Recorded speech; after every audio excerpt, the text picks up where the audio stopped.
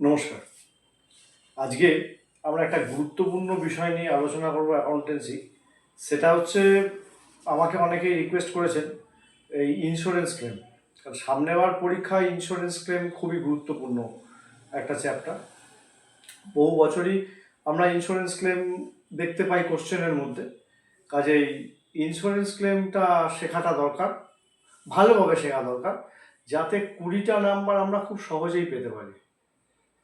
আর insurance claim এমন খুব একটা শক্ত চ্যাপ্টার নয়, সোজার দিকেই চ্যাপ্টার। যদি ফাইনাল অ্যাকাউন্টের ট্রেডিং মেথড মানে ট্রেডিং অ্যাকাউন্টটার উপরে আমাদের ভালো দখল থাকে, তাহলে আমরা খুব সহজেই ইন্স্যুরেন্স ক্লেমের অঙ্ক করে ফেলতে পারবো। ফাইনাল অ্যাকাউন্টের ট্রেডিং অ্যাকাউন্টটা আমাদের শেখাটা খুবই দরকার, যেটা আমরা প্রত্যেকেই মোরাললেস শিখেছি। যেখানে যে সমস্ত মাস্টারমশাইয়ের কাছে আমরা করেছি, প্রত্যেকে যারা করছেন তারা ট্রেডিং অ্যাকাউন্টটা প্রথমেই করানো হয় আমাদের কমার্সে। আর ফাইনাল অ্যাকাউন্টের ফার্স্ট স্টেপ। যাই হোক, এখন ইন্স্যুরেন্স ক্লেম ব্যাপারটা হচ্ছে আগুনে বা অন্য কোনো প্রাকৃতিক কারণে যদি গোডাউনে রক্ষিত যে পণ্য সেটা যদি ধ্বংস হয়, কি পরিমাণ ক্লেম আমি লজ করব, কি পরিমাণ ক্লেম আমি আমার যে ইন্স্যুরেন্স কোম্পানি আছে তার কাছে লজ করব, তারা আমাকে কি টাকা দেবে, সেটাই হচ্ছে মূল বিষয়। এখন যদি আগুনে স্টক রেজিস্টার পুড়ে গিয়ে থাকে তাহলেই সমস্যাটা। আর যদি না স্টক রেজিস্টার পুড়ে যায়, মানে স্টক রেজিস্টার যদি অ্যাভেলেবেল থাকে, তাহলে ক্লেমের জন্য আলাদা করে কোনো অঙ্ক না করেই বা কোনো সিস্টেমের মধ্যে না গিয়েই আমরা সরাসরি বার করে ফেলতে পারবো। সরাসরি স্টক রেজিস্টার থেকে মেনটেন করা হয় স্টক রেজিস্টার বিভিন্ন গোডাউনে, এবং সেই গোডাউনের স্টক রেজিস্টার থেকে আমরা সহজেই বার করে ফেলতে পারি। যে অসুবিধা হওয়ার কথা নয়, স্টক রেজিস্টার অ্যাভেলেবেল থাকে। যদি না স্টক রেজিস্টারটা ডিস্ট্রয় হয়, এখন হচ্ছে যদি দেখেন স্টক রেজিস্টারও ডিস্ট্রয় হয়ে গেছে, তখন সেটা ফাইন্ড আউট করা খুব শক্ত, স্টকের মূল্যটা। তখন একমাত্র উপায় হচ্ছে আমার ট্রেডিং অ্যাকাউন্টকে নির্ভর করে এগোতে হবে, ট্রেডিং মেথড বা ট্রেডিং অ্যাকাউন্টকে নির্ভর করে এগোতে হবে। ট্রেডিং অ্যাকাউন্টে নির্ভর করে এগোতে গেলে আমাকে যে বছরের স্টকটা বা যে অ্যাকাউন্টিং পিরিয়ডে স্টকটা ড্যামেজ হচ্ছে সেইটার ক্লোজিং স্টকটা বার করতে গেলে ট্রেডিং অ্যাকাউন্টের ডেবিট সাইডের সবকটা আইটেম আমার জানা থাকতে হবে। যেমন ওপেনিং স্টক জানা থাকতে হবে, পারচেস জানা থাকতে হবে, ক্যারেজ জানা থাকতে হবে, ডক ডিউটি জানতে হবে, যা যা আইটেমস আছে, হ্যাঁ, সেই সমস্ত ডাইরেক্ট এক্সপেন্ডিচারগুলো জানতে হবে, এবং সঙ্গে গ্রস প্রফিটটাও জানতে হবে। তা অন্য ট্রেডিং অ্যাকাউন্ট থেকে তো আমরা গ্রস প্রফিট বার করি, এখানে আমাকে গ্রস প্রফিটটাকে বার করে দিতে হবে। তো কী করে বার করবো? আমার সেলের ওপরে আমার একটা মার্জিন বলা থাকবে, সেই মার্জিনটা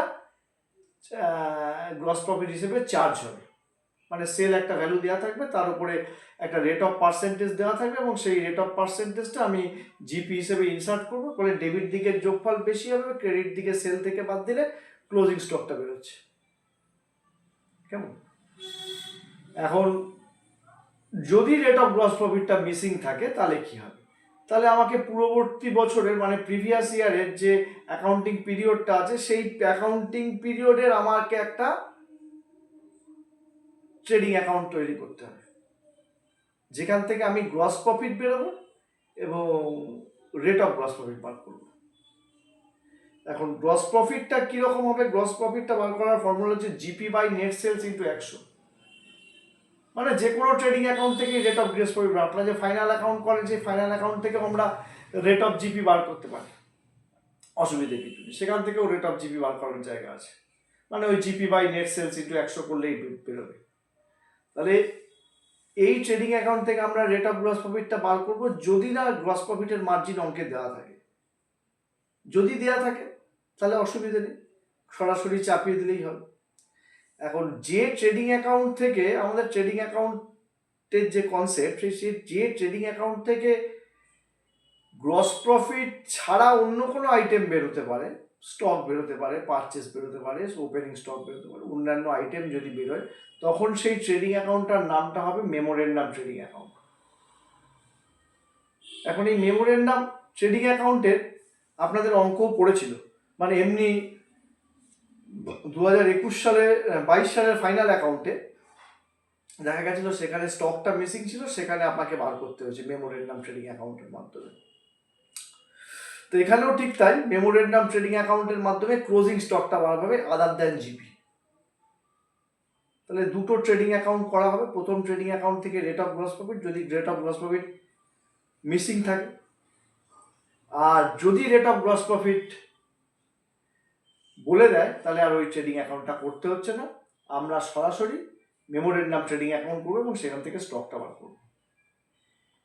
এবং স্টক থেকে যে স্যালভেজ বা সেভ পোর্শন বাঁচাতে পেরেছি সেটা বাদ দিলে স্টক ডিস্ট্রয়েড পাওয়া যাবে।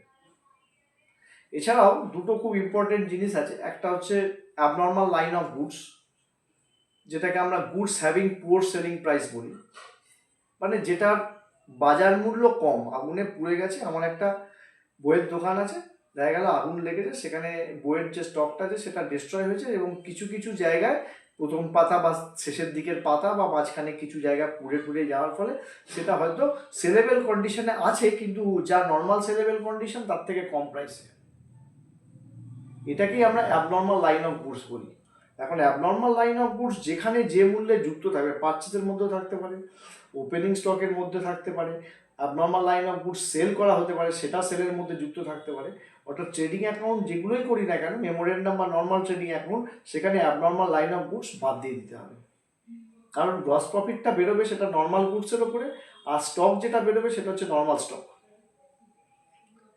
তাহলে এই হচ্ছে অ্যাবনর্মাল লাইন অফ গুডস। যদি আপনাকে জিজ্ঞেস করে অ্যাবনর্মাল লাইন অফ গুডস কাকে বলে, আপনার অ্যান্সারটা হবে goods having poor selling price. এক কথায় এটা গেল। আরেকটা হচ্ছে অ্যাভারেজ ক্লজ, অর্থাৎ পলিসি ভ্যালু যদি দেওয়া থাকে, পলিসি ভ্যালুকে মানে যা যেখানে সাম অ্যাসিওর্ড করা হয়েছে যে কোম্পানিতে, ইন্স্যুরেন্স কোম্পানির সঙ্গে, তার যদি সাম অ্যাসিওর্ড ভ্যালুটা বলা থাকে বা পলিসি ভ্যালুটা বলা থাকে, তখন একটা প্রপোর্শনের ফর্মুলার মাধ্যমে, সূত্রের মাধ্যমে আমরা ক্লেমটাকে বার করতে পারি। তবে সেখানে একটা কন্ডিশন থাকে, স্টকের যে পলিসি যে ভ্যালুটা, সেটা সবসময় value of stock at godown normal and abnormal আইটেমের যে যোগফল তার থেকে ছোট হতে হবে। বড় অথবা সমান হয়ে গেলে অ্যাভারেজ ক্লজ অ্যাপ্লাই করা যাবে না, তখন স্টক ডিস্ট্রয়েডটাই অ্যাভারেজ ক্লজ হিসেবে অ্যাপ্লাই করতে হবে। তাহলে এই কটা জিনিসের ওপর নির্ভর করে আমরা নর্মালভাবেই ইন্স্যুরেন্স ক্লেমটা বার করে ফেলতে পারবো। যদি অঙ্কের মধ্যে বলে দেয়, মেনশন করে দেয় অ্যাভারেজ ক্লজ কন্টেন্ট হয়ে আছে, তাহলে কিন্তু অ্যাভারেজ ক্লজ করতেই হবে। তবে কন্ডিশনটা একটু চেক করে নিতে হবে। কন্ডিশনটা চেক করে নিলে আমরা অ্যাভারেজ ক্লজের ফর্মুলায় ফেললে স্টকের মূল্যটাকে মানে ক্লেমের মূল্যটাকে আমরা বার করে ফেলতে পারবো। তাহলে সিনপসিস করলে দুটো ট্রেডিং অ্যাকাউন্ট, তারপরে একটা স্টেটমেন্ট অফ ক্লেম, এবং লাস্টে যদি শেষের যদি আমাকে অ্যাভারেজ ক্লজ কন্টেন্ট থাকে তাহলে অ্যাভারেজ ক্লজ দিলেই হবে। শুধু ট্রেডিং অ্যাকাউন্টের মূল কনসেপ্টটার ওপরে নির্ভর করে। আমি আজকে একটা অঙ্ক আপনাদের করিয়ে দেবো, বলে দেবো, সেই অঙ্কটা একটু দেখবেন। আপনাদের ইয়ারেরই অঙ্ক, 2020 সালে যে অঙ্কটা পড়েছে ওই অঙ্কটা আমরা যে সলভ করব, অঙ্কটা মোটামুটি সব দিক কভারেজ আছে এবং অঙ্কটা করলে আপনাদের একটা কনসেপ্ট তৈরি হবে। এছাড়াও আপনারা অঙ্ক করুন, বসু দাসের প্রবলেম করুন, যে প্রবলেমের উত্তর নেই সেই প্রবলেম করুন, যেটা আমি করাই, আশা করছি সেতে উপকৃত হবে। আর একটা দুটো অঙ্ক না, হিউজ মানে বেশ কিছু অঙ্ক করতে হবে, ডিফারেন্ট টাইপস, তবে কিন্তু আপনাদের কনসেপশন বিল্ড আপ হবে। উইদাউট কনসেপশন বিল্ড আপ মানে শুধু ডেবিট হচ্ছে ক্রেডিট হচ্ছে জাস্ট এইটুকুন করে গেলাম, বা ওই জার্নাল শিখলাম না, একদম সরাসরি জার্নাল না লেজার না শিখে সরাসরি জাম্প করে গেলাম কনসাইনমেন্টে বা ইন্স্যুরেন্স ক্লেমে, যেহেতু পরীক্ষায় পড়ছে, তাহলে কিন্তু পরীক্ষার হলে এই ধরনের সমস্যাগুলো নামিয়ে আসতে পারবেন না। এই কারণেই বলছি, এই যে প্রবলেমগুলো পিওরলি বিকম অনার্স ক্যালকাটা ইউনিভার্সিটির অঙ্ক ম্যাক্সিমাম। তাহলে এটাকে জানতে গেলে আপনাকে বেসিক লাইনটাকে খুব ভালোভাবে তৈরি হতে হবে, যেমন জার্নাল, লেজার, ট্রায়াল ব্যালেন্স, এইগুলো জানার পরে আপনি অন্য পার্টগুলোতে ঢুকুন। মানে জানা বলতে ভালো করে জার্নালের ওপরে, লেজারের ওপরে দখল, ফাইনাল অ্যাকাউন্টসের ওপরে, আইটেম কস্টগুলোর ওপরে দখল, তবে কিন্তু আপনার এখানে সুবিধে হবে, যেতে করতে সুবিধে হবে, নাহলে কিন্তু অসুবিধা আছে। মানে শুধু ওই এইটা ডেবিট হচ্ছে ওটা ক্রেডিট হচ্ছে এই ফরম্যাটে গেলে কিন্তু সাধারণ অ্যাডজাস্টমেন্ট যদি একটু ঘুরিয়ে দেওয়া হয় তখন কিন্তু পারা যাবে না, তখন কিন্তু অঙ্ক আটকে যাবে, আমার নাম্বারও একটা সেই জায়গায় আসবে না। ঠিক আছে, যাই হোক, তাহলে আমার এই অবধি যে কনসেপ্টটা বললাম আমার ইন্স্যুরেন্স ক্লেমের, এবং ইন্স্যুরেন্স ক্লেমের আমরা একটা অঙ্ক করলে আশা করছি আপনাদের একটা কনসেপ্ট ডেভেলপ করতে পারবো। তারপরে যদি কারোর অসুবিধা আমাকে জিজ্ঞেস করবেন, বা যে মাস্টারমশাইয়ের কাছে পড়ছেন তাকেও জিজ্ঞেস করবেন, অসুবিধা হবে না। ঠিক আছে, আমরা অঙ্কটা স্টার্ট করি।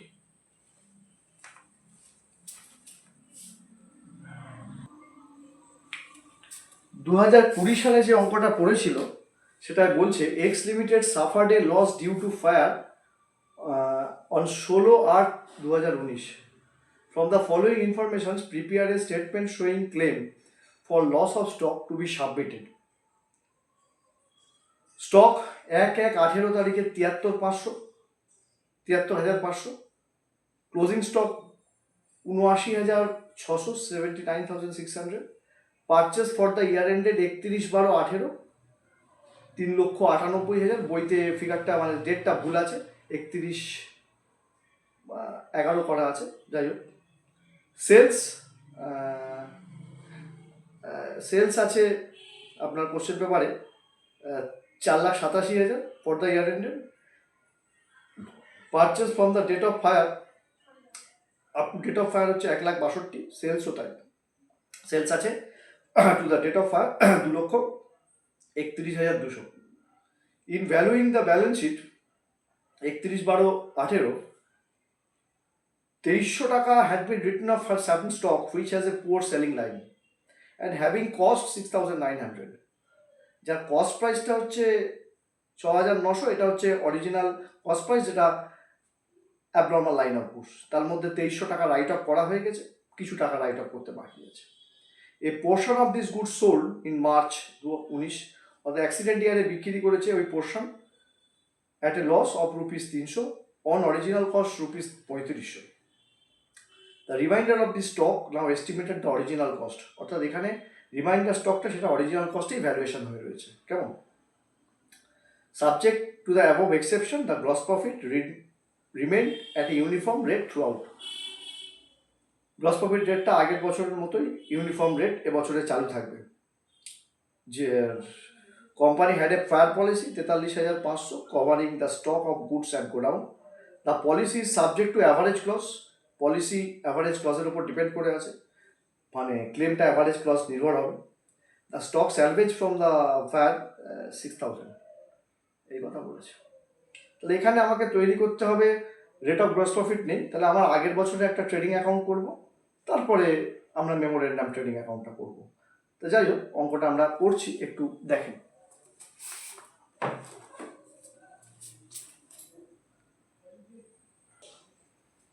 তো যাই হোক, ফার্স্টে আমরা লিখব in the books of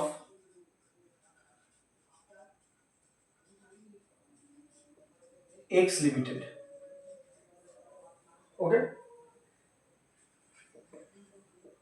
WBAS 2020।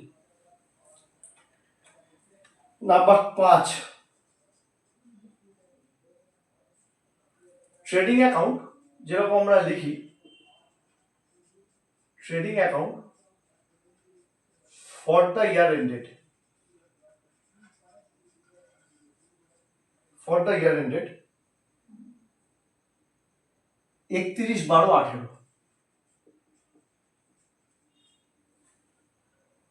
আমি টি ফর্মে কাটছি, ডেবিট ক্রেডিট, ওকে। তাহলে first of all we provide two opening stock, আমি ওপি স্টক লিখলাম, that is the opening stock 73,500,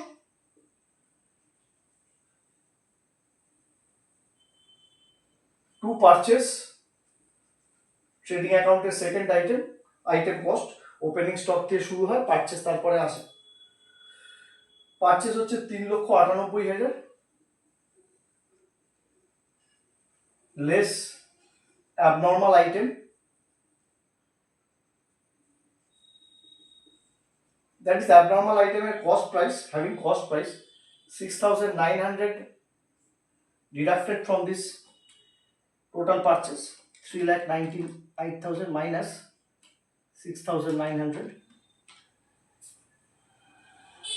3,91,100. That's okay. Buy sales, only general sales here, অন্য কোনো sales এখানে নেই, 4,87,000, and buy closing stock, buy sales stock, closing stock এর valuation 79,600. That is the inner column. There is a certain adjustment.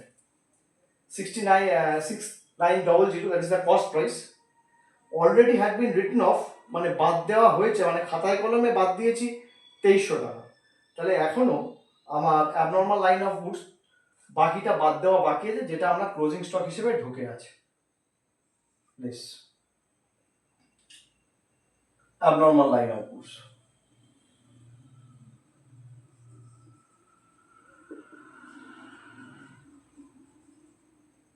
abnormal line of goods 6,900 টাকা থেকে আমরা 2300 টাকা বাদ দিয়ে দিচ্ছি, তাহলে 4,600 টাকা বাদ যাবে, 75,000 টাকা অ্যাডজাস্টেড ক্লোজিং স্টকের ভ্যালু বেরোবে। এবার এখান থেকে আমরা গ্রস প্রফিট বার করতে পারবো, যে ক্রেডিট ব্যালেন্স তৈরি হচ্ছে, সেখানে আমরা গ্রস প্রফিটটা বার করতে পারছি।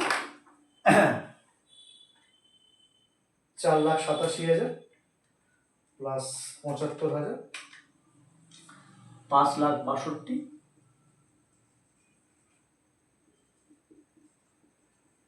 5,62,000, তার থেকে 73,500, 3,91,100, 97,400 টাকা হচ্ছে gross profit.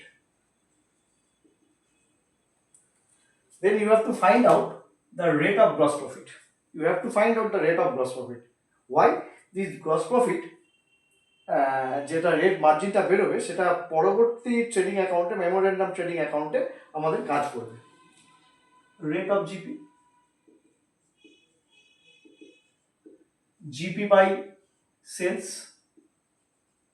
into 100, GP by sales into 100, that is 97,400 divided by 4,87,000 into 100.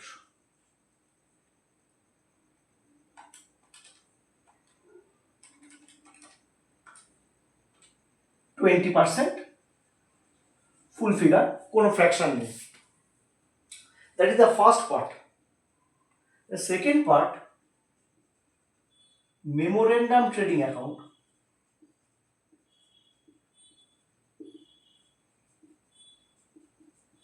for the period ended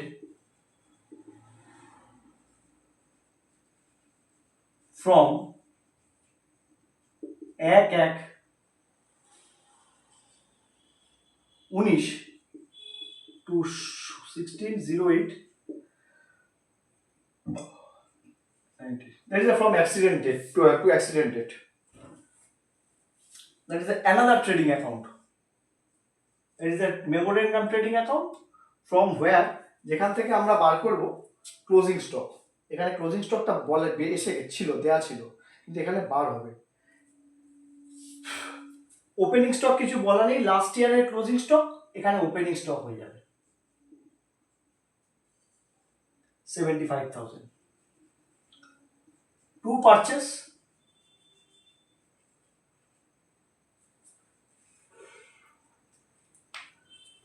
পারচেজের amount accident পিরিয়ডে হচ্ছে 1,62,000, no adjustment. By sales 2,00,000 31,200, there is an adjustment. ওই অ্যাবনর্মাল লাইন অফ গুডস যেটা ছিল 3500 টাকা, বলছে একটা পার্ট, টোটাল 6,900 টাকার একটা পার্ট হচ্ছে 3500 টাকা, যেটা আপনার 300 টাকা লসে বিক্রি করা হয়েছে।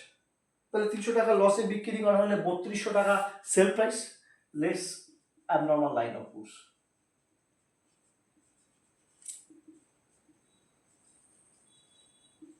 $3200 টাকা বাদ যাবে, 2,31,200, তার থেকে 3200 টাকা বাদ দেন, 2,28,000। দেন এই যে গ্রস প্রফিটটা বার করেছি, এই সেলসের উপরে চাপাবো, তাহলে আমার জিপিটা এখানে ডিটারমাইন্ড হয়ে যাবে ইউনিফর্ম রেট, 2 জিপি 2,28,000 তার 20%।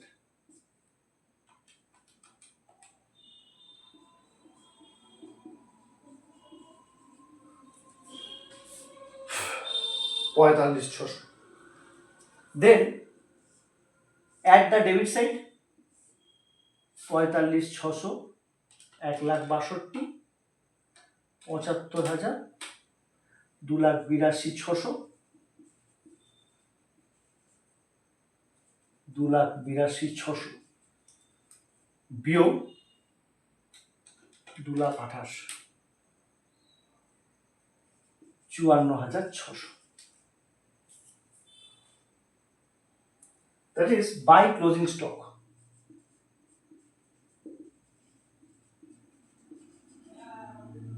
Balancing figure. Closing stock balancing figure. তাহলে সেকেন্ড ট্রেডিং অ্যাকাউন্ট থেকে আমার ক্লোজিং স্টকটা বেরোলো 54,600, অর্থাৎ first part normal trading account, gross profit, and then find out the rate of gross profit. Then memorandum trading account to find out the closing stock. That is why this trading account is called memorandum trading account. Opening stock purchase, that is last year closing, here opening, এবং এই বছরে যে purchase sales যেটা হয়েছে তার মধ্যে abnormal item cost যুক্ত হয়ে আছে 3200 টাকা, 3500 টাকা দাম ছিল, সেটা 300 টাকা লসে বিক্রি করেছে। That will deducted from this because the normal rate of GP, normal stock, closing stock, debit side যোগ করলাম, ক্রেডিট সাইডে নিয়ে গিয়ে ক্লোজিং স্টকটা বার করেছি 54,600। There is a first part, entire the two accounts are the first part of the sum. এটাই first part, প্রথম ভাগ। এরপরে আমরা কি করব, ক্লেমটা বার করব আর স্টক ডিস্ট্রয়েড কতটা হয়েছে সেটাকে বার করব। ঠিক আছে, let's try and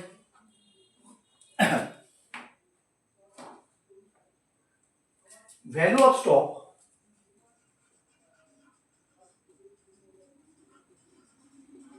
and go down on the date of fire.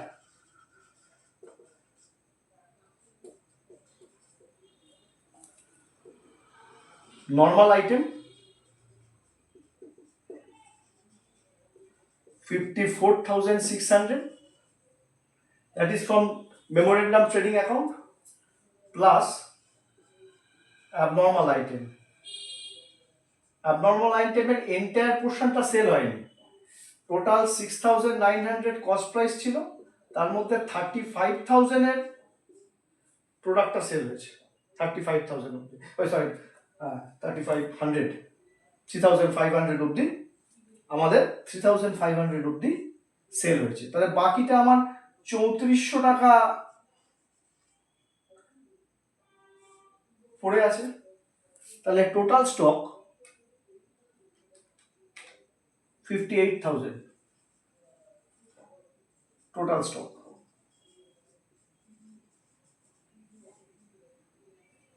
58,000 less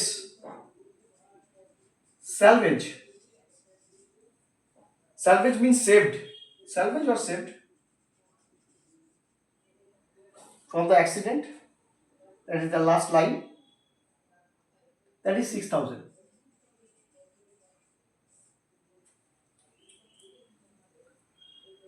stock destroyed will be ascertained.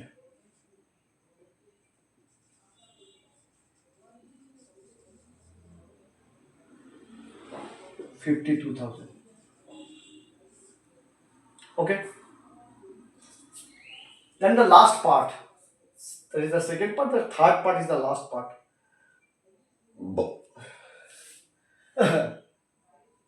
কি বলে দিয়েছে এখানে পলিসি ভ্যালু আপনাদের অঙ্কে বলা আছে যে পলিসি ভ্যালু আমাকে অ্যাভারেজ ক্রস করতে হবে সেটা বলা আছে policy value 43,500 less than total stock comparing to total stock ছোট হচ্ছে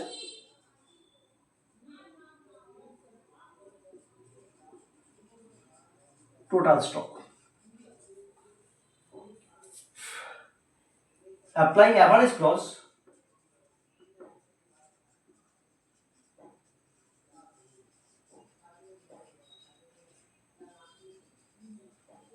amount of claim will be average clause apply করে ক্লেমটা পাবো একটা ফর্মুলা আছে প্রপোর্শনাল পলিসি ভ্যালু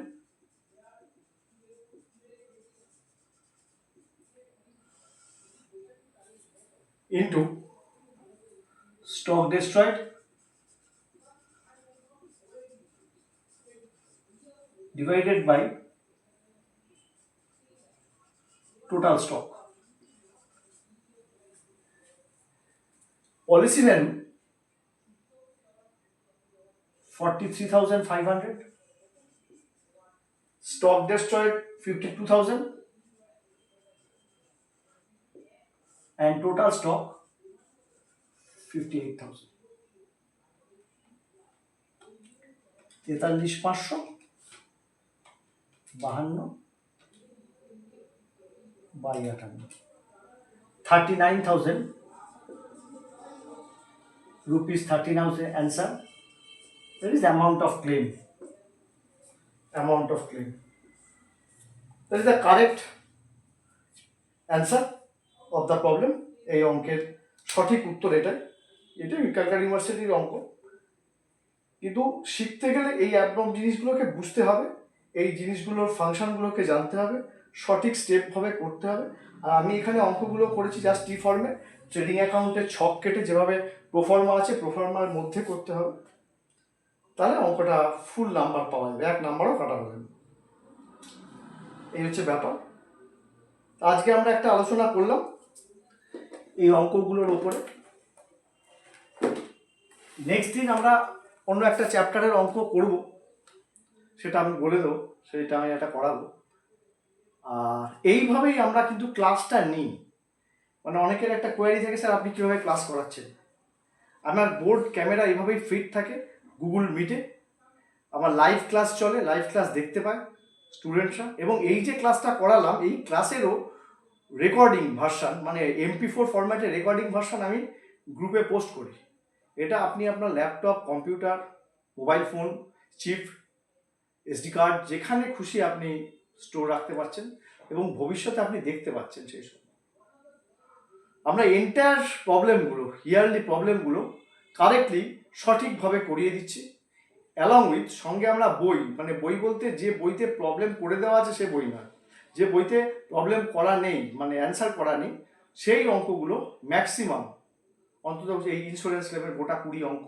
ইম্পর্টেন্ট সেইগুলো আমরা করিয়ে দিচ্ছি যাতে স্টুডেন্ট পরীক্ষার হলে গিয়ে অঙ্কটাকে নামাতে পারে 3×60 নাম্বার ইম্পর্টেন্ট ওয়ান এটাকে আপনাকে ধরতেই হবে 60 না হলেও অন্তত 55-56 এই নাম্বারটা খুব গুরুত্বপূর্ণ যারা ম্যাথসে ভালো যারা ম্যাথস এরিথমেটিকে ভালো নাম্বার করবেন তাকে চাকরি পাওয়ার ক্ষেত্রে কিন্তু এটা আপনার বিরাটভাবে হেল্প করবে কারণ অডিট লিখে আপনি 20-40 এর মধ্যে ম্যাক্সিমাম আপনি যদি 28 পান হ্যাঁ বা 30 পান 70%-এর কাছাকাছি নাম্বার বা একটু বেশি 75% নাম্বার এটা ইনাফ অডিটের কাজেই 30-এর মধ্যে 40-এর যদি 30ও পান 40-এর মধ্যে ভালো লিখে বা যদি একটা অঙ্ক কমও পান, আর যদি অঙ্ক আপনি 55 পান, তাহলে কিন্তু আপনার চাকরিটা গ্যারেন্টিড, যদি ম্যাথামেটিক্স ভালো পরীক্ষা দেন। আর আমরা এইভাবেই ক্লাসটাকে করাই, যেভাবে স্টুডেন্ট যাতে মানে পড়তে পারে পরীক্ষায়। এই স্কিপ করা কোনো ব্যাপার নেই, মানে ঠিকঠাকভাবে শেখানো। নন কমার্স স্টুডেন্ট আমরা তো ম্যাক্সিমাম হ্যান্ডেল করছি নন কমার্স স্টুডেন্ট। এই নন কমার্স স্টুডেন্টকে কী করে শেখানো যাবে, সেই জার্নালটাকে ভালো করে শেখাচ্ছি, লেজারটাকে পোস্টিংটাকে ভালো করে শেখাচ্ছি, ট্রায়াল ব্যালেন্সটাকে ভালো করে শেখাচ্ছি। শেখাতে শেখাতে দুম করে আমরা কিন্তু কনসাইনমেন্টে চলে যাচ্ছি না বা ইন্স্যুরেন্স ক্লেমে চলে যাচ্ছি না, তারপরে ফাইনাল অ্যাকাউন্ট করাচ্ছি, ফাইনাল অ্যাকাউন্টের পরে তারপরে আমরা ইন্স্যুরেন্স ক্লেম হতে পারে, ডিপার্টমেন্টাল অ্যাকাউন্টের রিলেটেড চ্যাপ্টারগুলো আমরাকে ওইভাবে পড়াচ্ছি, যাতে এই নাম্বারটা তাকে ধরতে সাহায্য করে, পেতে পারে। ঠিক আছে, তাহলে আজকে এই অবধি রইল। সবাইকে অশেষ ধন্যবাদ। আপনারা আমাদের চ্যানেলটাকে ফলো করুন। ঠিক আছে, আর সাবস্ক্রাইবের কথা বলবো না, কারণ আমাদের তো ব্যবসার উদ্দেশ্য নয়, সাবস্ক্রিপশনের মাধ্যমে আপনারা যাতে উপকৃত হন সেটাই দেখা। ঠিক আছে, নমস্কার, ধন্যবাদ।